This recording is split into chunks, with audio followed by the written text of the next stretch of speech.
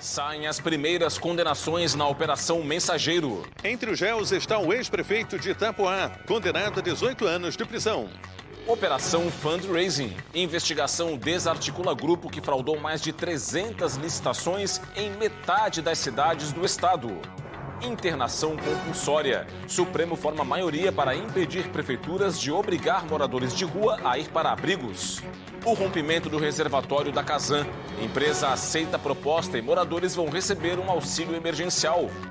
O engordamento da praia de Jurerê. Governo do estado entrega licença ambiental para a obra que promete mudar uma das mais famosas praias de Florianópolis.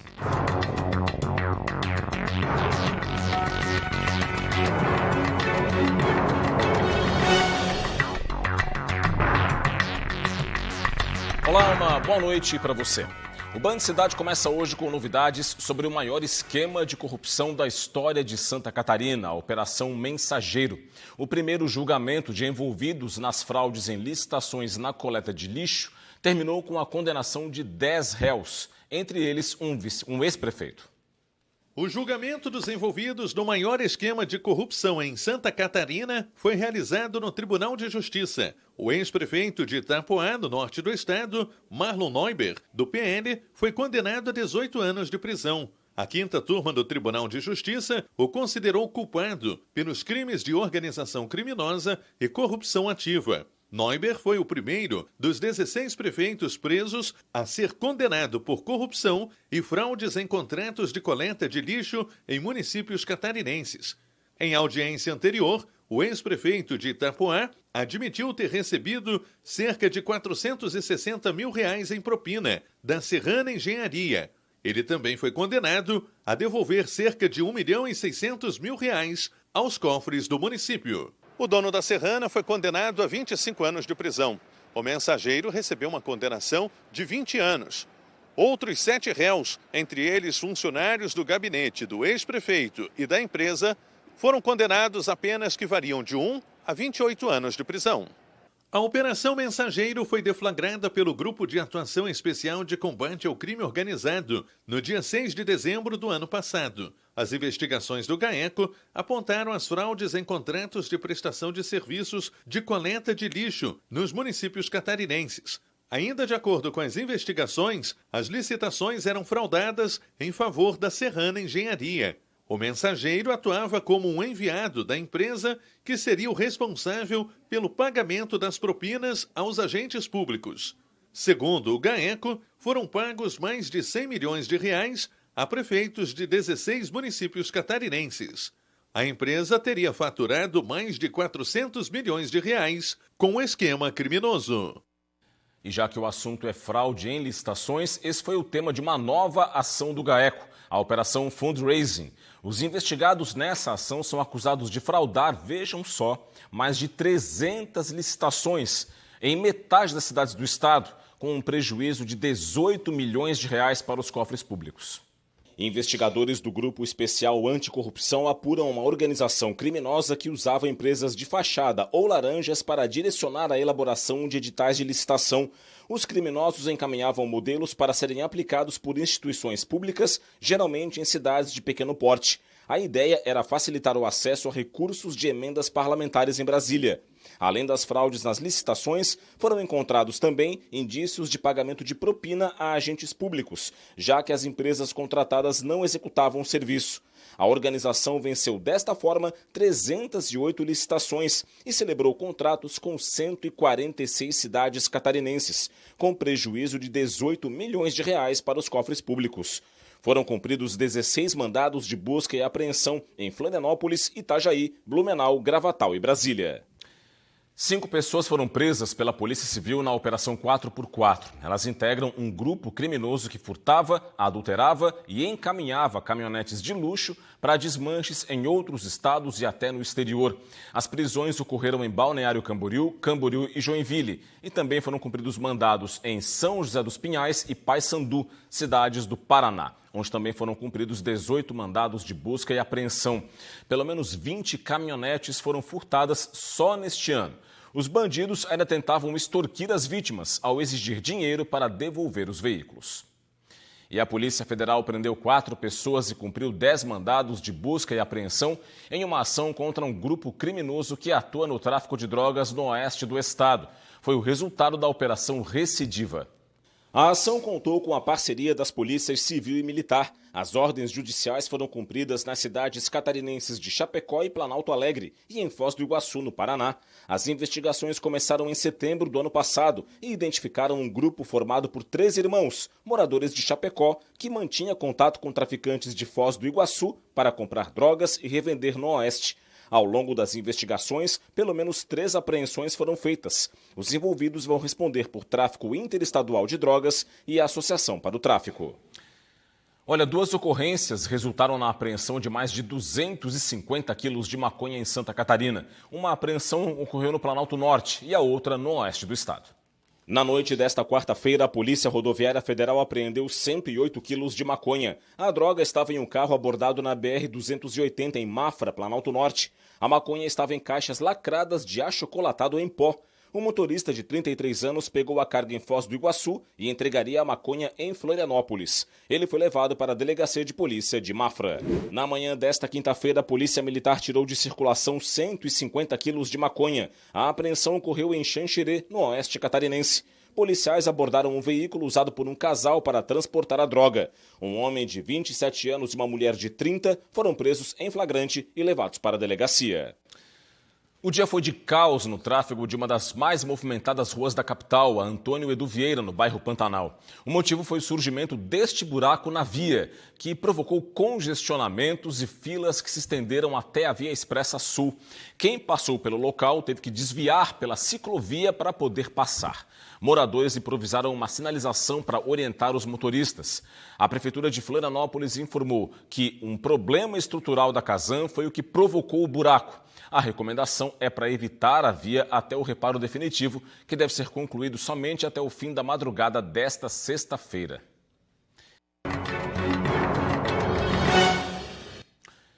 De volta com o Band Cidade, o Supremo Tribunal Federal formou maioria a favor de uma decisão que proíbe a remoção de pessoas em situação de rua para abrigos. O repórter Ronaldo Penido mostra agora as informações na reportagem. Vamos ver. A situação destas pessoas é dramática. Convivem com o frio, a fome e até a violência. Sobreviver para eles é um desafio. Nas ruas, eles pedem esmolas para gastar com vício em álcool e drogas. Na capital catarinense, moradores e comerciantes estão preocupados com o aumento do número de pessoas em situação de rua. Alguns são meio agressivos devido ao entorpecente, pedem uma esmola, a pessoa não dá. Muitas vezes agride tanto a pessoa que está no centro transitando, e outros são que eles aproveitam se filtrar no meio os mais elementos para fazer furtos de fios, fazer furtos em lojas. A internação compulsória das pessoas em situação de rua chegou ao Supremo Tribunal Federal, onde os ministros formaram a maioria para votar contra a remoção destas pessoas e seus pertences. Para a Promotoria de Justiça da capital, a decisão do STF é assertiva. Mas há casos previstos em lei que permitem a internação compulsória. Nós temos previsão legal com relação à internação compulsória, né? Aquela em que a pessoa é internada a partir de uma decisão judicial, né? Como nós temos também a internação involuntária, em que não há necessidade de internação por ordem judicial, mas bastando que algum médico ateste que realmente a pessoa se encontra em estado de crise nervosa, ou que pode colocar em risco a sua própria saúde ou de terceiros. E nós temos ainda a internação voluntária, em que a própria pessoa, ela se livre e conscientemente, ela se disponibiliza a um tratamento. Florianópolis tem quase 2.000 pessoas em situação de rua. Um dos desafios da Secretaria Municipal de Assistência Social é convencer a população a não dar esmolas. Isso porque o município dispõe de equipamentos voltados para o atendimento deste público, como o Centro Pop, aqui na Passarela Nego Querido, e o Restaurante Popular. As pessoas precisam vir, precisam ser acolhidas, mas elas precisam se preparar para retomar as suas atividades, né? Ou seja, precisamos resgatar vínculos, a gente precisa resgatar a escolaridade, a gente tem que trabalhar a questão da capacitação profissional para que essas pessoas possam, à luz da empregabilidade atual, voltar a viver, voltar a se encontrar como cidadãos economicamente ativos. O Ministério Público realiza a Força-Tarefa DOA, na qual são realizadas inúmeras ações para auxiliar as pessoas em situação de vulnerabilidade. O MPSC também investiga casos de municípios que enviam as pessoas em situação de rua para a capital catarinense. Inclusive, já foi requisitado inquérito policial a respeito.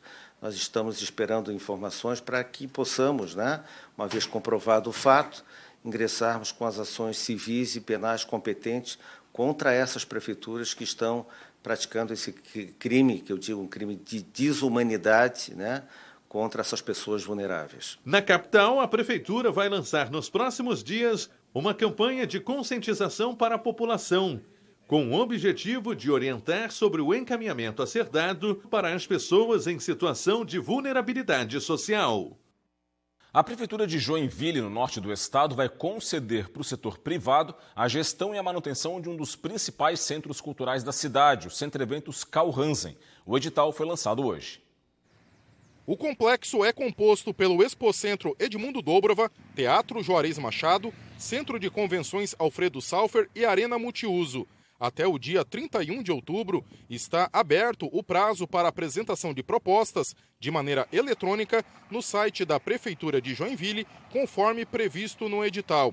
O documento prevê iniciativas que deverão ser realizadas por meio da organização social no período de 1 ano de contrato, como apresentações, eventos, programa de gestão e melhorias. Em princípio, num primeiro ano, manutenções gerais, corriqueiras que precisam ser feitas, algumas que a Prefeitura já vinha realizando, mas que nesse modelo se tornam um pouco mais inteligentes da forma de fazer, evitam-se os processos de licitação, que às vezes podem ocorrer desertos ou fracassados, e isso traz um pouquinho mais de tranquilidade para que a OS possa realizar essas manutenções. E a partir do segundo ano, sim, tem algumas melhorias um pouco mais robustas que são necessárias pela OS para o Centro Eventos, com melhorias no telhado, algumas reformas mais importantes. Inclusive, está prevista uma reforma também no segundo ano desse contrato do Teatro Juarez Machado.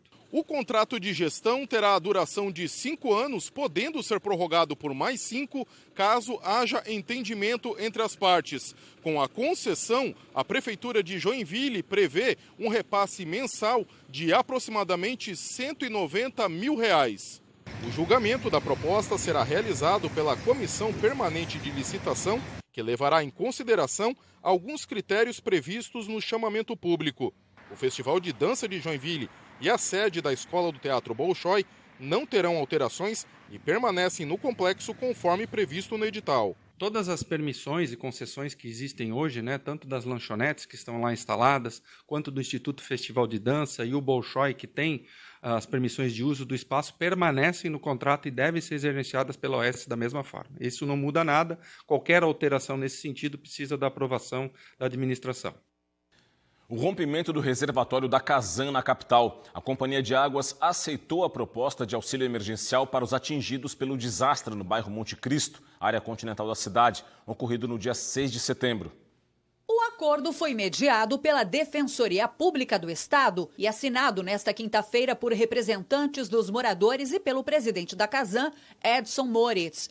Pelo acordo, a Casan vai pagar um salário mínimo regional, o equivalente a R$ 1.521, para famílias de até 2 integrantes. Para famílias com 3 a 4 integrantes, o valor vai ser de um salário mínimo regional e meio, o que equivale a R$ 2.281. Para famílias com mais de 4 integrantes, o auxílio vai ser de 2 mínimos regionais, ou seja, R$ 3.042. Os pagamentos vão ser feitos em cota única. Quem já recebeu os primeiros valores oferecidos vai receber a diferença em pagamento posterior. Os moradores vão ter que comprovar parte destas despesas por meio de notas fiscais. Um projeto da Celesc tem auxiliado famílias de baixa renda a economizar energia com a troca de equipamentos elétricos. Os aparelhos são distribuídos de forma gratuita nas comunidades de todo o estado. O sonho de comprar um eletrodoméstico novo parece distante para muitos catarinenses. Mas com o projeto Sou Legal, Tô Ligado, a Celesc já ajudou quase 8.000 famílias em situação de vulnerabilidade social a ter um aparelho novo em suas casas. Para muitas delas, uma geladeira nova representa uma mudança de vida e economia no bolso. Em 2022, 21 para 22, eu vendia geladinho e era meu ganha-pão, mesmo sendo pouquinho, mas dava para mim se manter em casa. Aí agora vai servir bastante para isso aí. Eu vou voltar de novo, vender geladinho, né, fazer de vários sabores.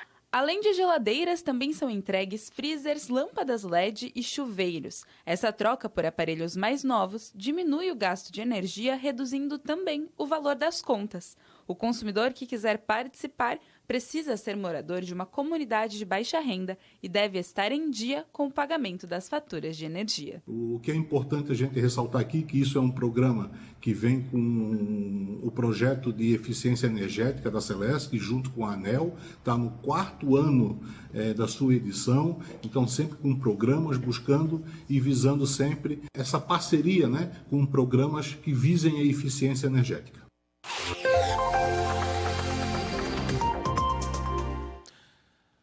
Áreas de baixa pressão entre o Rio Grande do Sul e Santa Catarina trazem instabilidade no tempo aqui no estado nesta sexta-feira. Entre a Grande Florianópolis e o litoral norte, também a norte catarinense, o dia vai ter mais nuvens e chuva a qualquer hora do dia. Já entre o extremo oeste e oeste do estado, também a região meio-oeste, a sexta-feira vai ser até chuvosa, mas com uma melhora no tempo no decorrer do dia.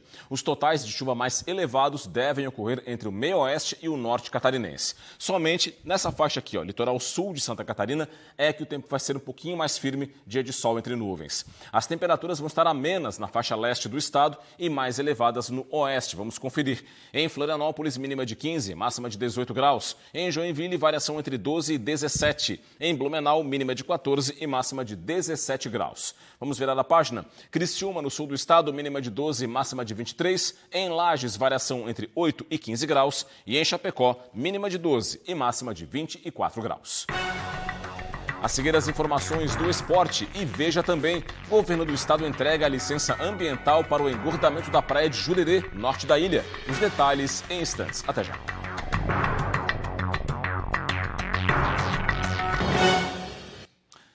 Estamos de volta com o Band Cidade. O governo do estado entregou hoje a licença ambiental de instalação para o engordamento da faixa de areia da praia de Jurerê, no norte da ilha, aqui na capital.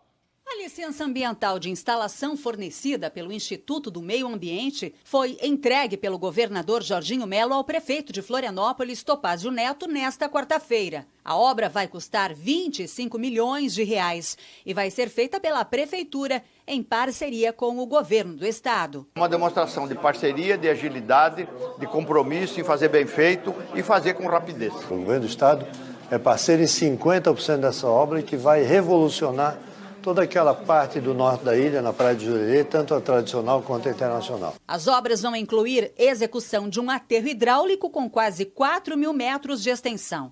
A faixa de areia vai passar a ser de 30 metros de extensão. O engordamento também vai proteger a infraestrutura instalada ao longo da frente costeira contra eventos oceanográficos e criar um habitat para a vegetação característica de duna e restinga da praia.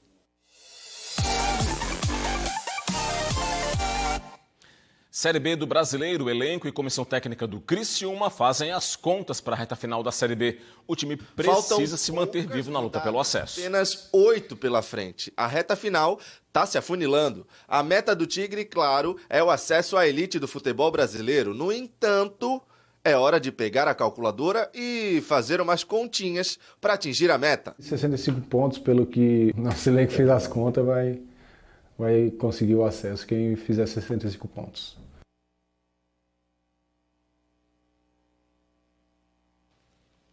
Bom, o Avaí encerrou a preparação para o duelo desta sexta-feira contra o Sport Recife na ressacada.